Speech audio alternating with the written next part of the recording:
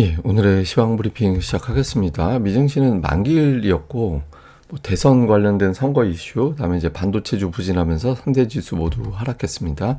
IT 대란 이슈가 있었는데, 개장 전엔 좀 혼란했지만, 수습 단계에 접어들었다라는 보도가 나오면서 이 영향은 그렇게 크게 작용하진 않았고요. 한국 관련 지표는 부진했습니다. MSCI 한국 지수 하락했고 양한 선물도 약세 보이는 그런 모습을 보였고, 근데 특히 이제 문제는 정치 변수가 계속 작용하고 있다라는 거거든요. 이것 때문에 이제 업종 변동성이 나오고 있는데 문제는 우리나라에도 관련주가 많이 있잖아요. 그래서 정치 변수가 시장을 좀 끌고 다니는, 휘둘고 다니는 그런 모습이 나오는 점은 우리 증시에는 좀 부담이 되는 사안, 이렇게 봐야 될 것 같습니다.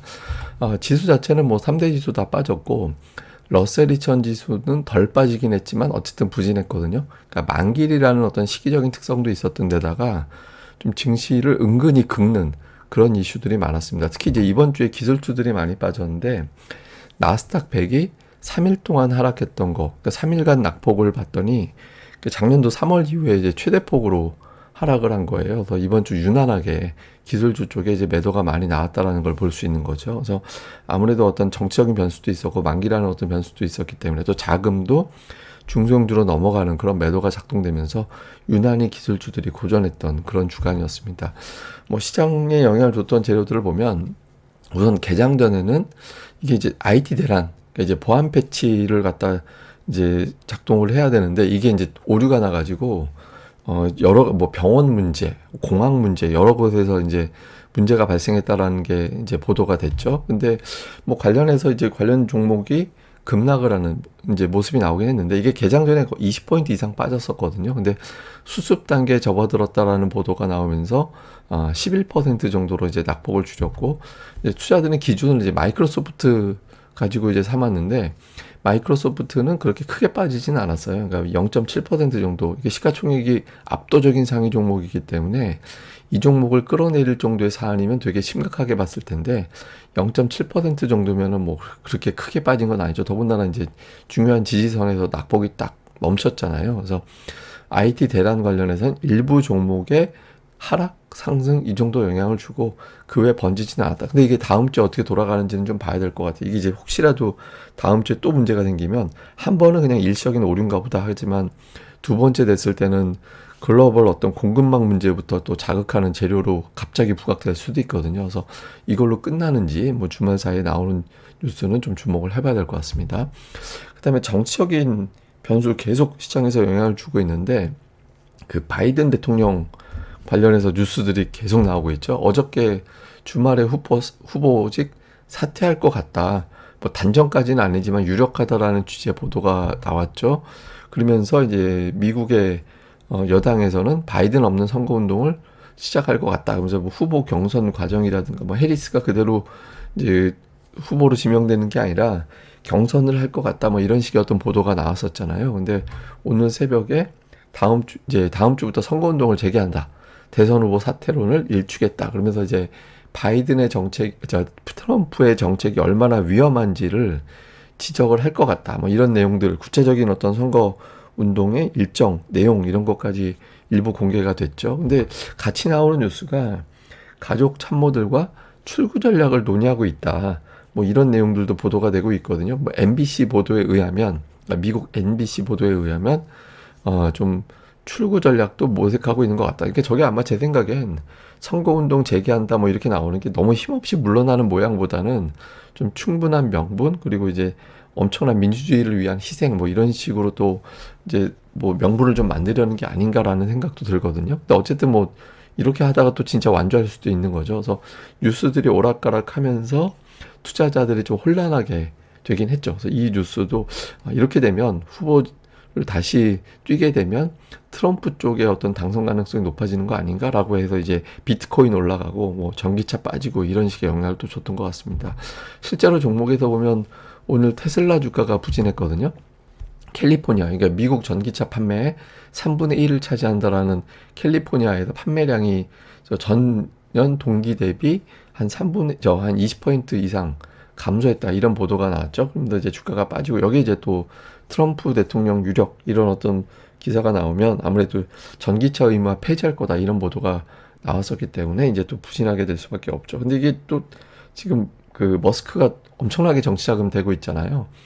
예, 이게 의도가 좀 있겠죠, 당연히. 그 이제 전기차 정책에 대한 어떤 변화를 유도하려고 하는 것 같은데, 어쨌든 이제 주가 자체는 두 가지 재료가 겹치면서 좀 부진했다. 이렇게 봐야 될 것 같고, 엔비디아 주가가 다시 빠졌습니다. 이것도 역시 트럼프가 부각이 되면서, 이게 혹시라도 다시 또 강경한 어떤 반도체 정책, 그러니까 지금 바이든도 중국에 대해서 강경하고, 트럼프도 뭐 대만에 대해서 이제 또 방위비 내나 막 이렇게 하면서 공급망에 대한 어떤 문제를 또 지적하려고 하는 그런 이슈가 있잖아요. 그래서 엔비디아 하락하고 이번 주 마이크론 테크놀로지는 한 번도 올라간 적이 없습니다. 그러니까 월요일부터 금요일까지 모두 빠지는 그런 모습을 보였고, 근데 엔비디아 주가가 다시 또 중요한 지지선 115달러 부근으로 내려왔거든요. 그래서 이 근처에서 튕겨 올라가는지 중요한 변수가 될 것 같고요.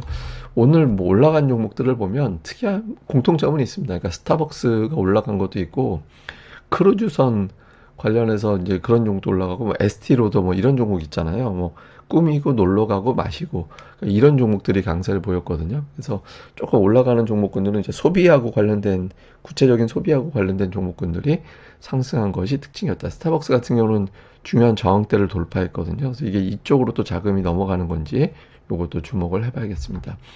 시장의 어떤 코멘트들 정리해 보면 3분기는 전통적으로 좀 어려운 시기다. 근데 이제 추세적으로 깨졌다라고 보기는 어려워서 대형 기술주들 조정이 나온다면 매수 기회로 삼아볼 만도 하다. 이런 시각. 그다음에 뱅크 오브 아메리카에서는 이제 금리 인하, 트럼프가 당선이 유력하다라는 점에서 미국 주식 쪽으로 자금이 좀 몰리는 것 같다. 이게 이제 이런 과정에서 나오다 보니까 금리가 빠져도 달러가 올라가는 그런 현상이 나타난 거죠. 어쨌든 그런 부분을 지적을 했고, 또 이제 지금은 뭐 자금이 로테이션 되고 있는 자연스러운 현상이다. 그러니까 워낙 돈을 많이 벌어준 기술주에서 덜 오른 종목으로 일부 자금이 이동하는 과정에서 지금 현상이 나오고 있다는 거고, 실제로 자금 동향을 보면 미국 펀드, 주식형 펀드에 450억 달러가 유입이 돼서 주간으로 사상 네 번째 많이 들어왔대요. 그리고 소형주 펀드에만 99억 달러, 역대 두 번째로, 대형주에는 274억 달러 들어왔는데, 어쨌든 미국 쪽으로 자금이 좀 많이 들어가고 있는 건 사실인 것 같습니다. 근데 이제 저렇게 됨에도 불구하고 대형주가 빠졌잖아요. 그래서 이번 주 이제 만기라는 변수, 그다음에 트럼프의 부각 이런 것들이 이제 투자자들에게 좀 압박을 주는, 예, 그런 역할을 좀 했던 것 같습니다.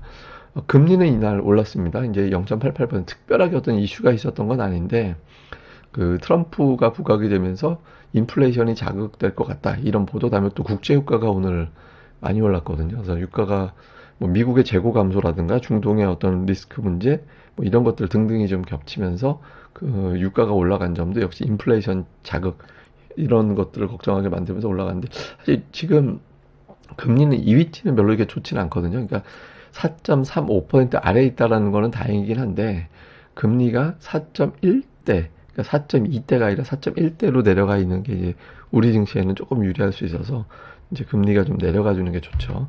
한국 관련 지표는 MSCI 한국 지수 빠졌고, 야간 선물도 빠지고, 환율은 올라갔고, 그래서 주초에 우리 증시는 또다시 고전할 가능성이 있다. 이렇게 이제 열어놔야 될 것 같습니다.